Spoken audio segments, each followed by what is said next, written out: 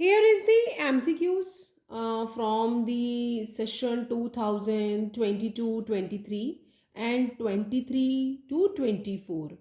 The all these MCQs from the unit haloalkane and haloarenes. And the first MCQ is asked twice, means in 2023 as well as in 2024.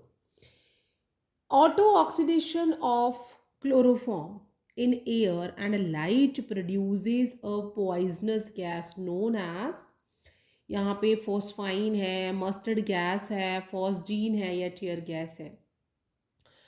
हमारे अगर आप अपनी NCERT book में भी देखें तो वहाँ पे भी आपको ये मिल जाएगा chloroform. When chloroform is getting oxidized in air and light, it will produce a poisonous gas which is known as, उस गैस को क्या कहते हैं?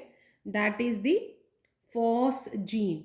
तो यहाँ पे इसका जो हमारा करेक्ट ऑप्शन आ जाएगा, दिस इज द वन। यहाँ पे फॉस्जीन गैस हमारा करेक्ट ऑप्शन है। देन सेकेंड जो एमसीक्यू है, which alkyl halide from the given option will undergo SN1 reaction faster. तो यहाँ पे SN1 एंड SN2 दो रिएक्शन है। SN1 जो होता है it is given faster by the tertiary alkyl halide.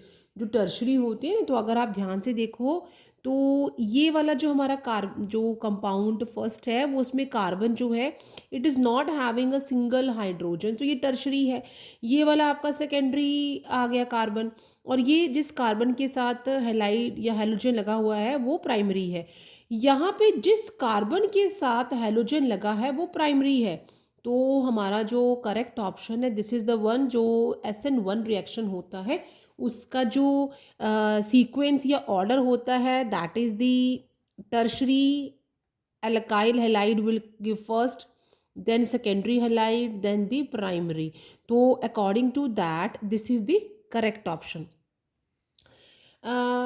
Then the third हमारा जो क्वेश्चन है, रेसिमिसेशन अकर इन। रेसिमिसेशन किस में होता है? SN1 रिएक्शन में, SN2 रिएक्शन में, या नाइदर SN1 और नोर SN2, और दोनों में।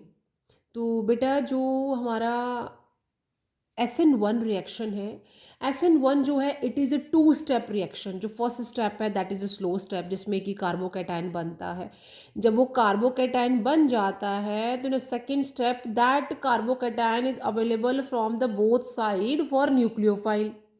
वो जो कार्बोकैटायन बनता है ना यहाँ पे, इस केस में इस तरह से हमारे पास कार्बोकैटायन बन जाता है। ठीक है, यहाँ पे जो भी आप R लिख लो, एक तरफ आप H लगा लो, और क्योंकि यहाँ पे टर्शरी हेलाइड हमें देगा पहले, तो यहाँ पर भी आप एक और R लगा लो, और यहाँ पर भी R लगा लो। यहाँ पे आपका जो लीविंग ग्रुप था वो तो लीव करके चला गया है। अब ये फर्स्ट स्टेप हो गया। अब ये जो हमारा क्या कार्बन है, इसे बोथ साइड से, दोनों ही साइड से अटैक करेगा कौन? जो कमिंग न्यूक्लियोफाइल है। It can be attacked by the both side, दोनों साइड से अटैक किया जा सकता है।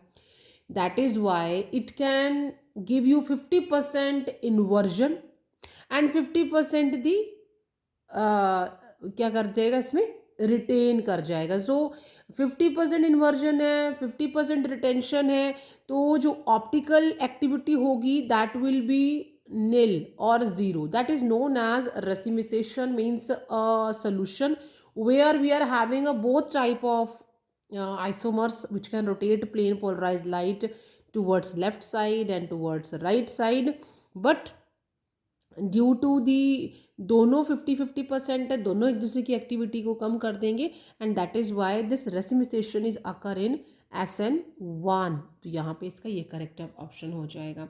देन द क्वेश्चन है, which of the following has a highest melting point? M dichlorobenzene है। अगर M डाइक्लोरोबेंजीन है देन इसको हम किस तरह से बना लेंगे? ये हमारी बेंजीन, और बेंजीन में यहाँ पे क्लोरो और ऑर्थो डाइक्लोरो है, तो यहाँ पे हमने बना लिया।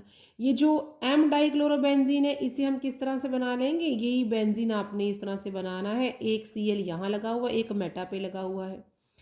पैरा डाइक्लोरोबेंजीन, पैरा डाइक्लोरोबेंजीन को कैसे बनाएंगे, ये हो गया हमारा क्लोरोबेंजीन और इसके पैरा पोजीशन पे लग गया क्लोरीन। अगर मैं इन सभी को देखूं तो बेटा जो ये वाला है इसमें कोई ज़्यादा सिमेट्री नहीं आएगी, ये मुझे ना एक जैसा ही लग रहा है। इसमें तो आपको ऑर्थो और पोजीशन शो हो रही है, इसमें मेटा पोजीशन भी शो हो रही है। अगर मैं इसका एक और आइसोमर देखूं तो मुझे समझ ही नहीं आएगा कि कौन सा, क्योंकि यहाँ पे क्या हो जाएगा, क्लोज सिमेट्री हो जाती है, closely it is a more symmetrical due to that symmetrical. और ये अदर टू यहाँ पे ज़्यादा है, ये वाला ज़्यादा एक जैसा ही लग रहा है ना, तो ये दोनों देखो एक जैसे लग रही हैं, due to that it has a closely packed arrangement as compare to M dichloro and ortho dichloro. इसमें हमें रीज़न तो लिखना ही नहीं है, हमने तो ऑप्शन चूज़ करना है। तो if this question will come again कि तीनों में से ऑर्थो डाइक्लोरो, मेटा डाइक्लोरो या पैरा डाइक्लोरो या सभी, तो हमारा यहाँ पे पैरा डाइक्लोरो जो है वो करेक्ट ऑप्शन है। रीज़न है क्योंकि ये क्लोजली पैक्ड है, ये ज़्यादा सिमेट्रिकल है as compare to meta dichloro और ऑर्थो डाइक्लोरो से। देन जो नेक्स्ट हमारा जो MCQ है that is the conversion of an alkyl halide. Alkyl halide क्या होता है, दैट इज RX, ये आपका एल्काइल हेलाइड है। The conversion of alkyl halide into alkene, alkene में कन्वर्ट करना है, किस में कन्वर्ट करना है, एल्कीन में। तो ये इस तरह से कन्वर्ट हो गए into alkene by alcoholic KOH is classified. तो यहाँ से हेलोजन भी चला गया है, डबल बॉन्ड मतलब हाइड्रोजन भी चला गया है, तो इस रिएक्शन को हम सब्स्टिट्यूशन रिएक्शन नहीं कहते, कुछ ऐड तो किया ही नहीं है, उल्टा कि मुझे यहाँ पे देखने में लग रहा है कि मैंने यहाँ से हेलोजन भी रिमूव कर दिया है और डबल बॉन्ड भी जनरेट हो गया, मतलब एक हाइड्रोजन भी गया होगा। एडिशन रिएक्शन, एडिशन भी नहीं हुआ, ना तो किसी को रिप्लेस किया है ना ही कुछ ऐड किया है।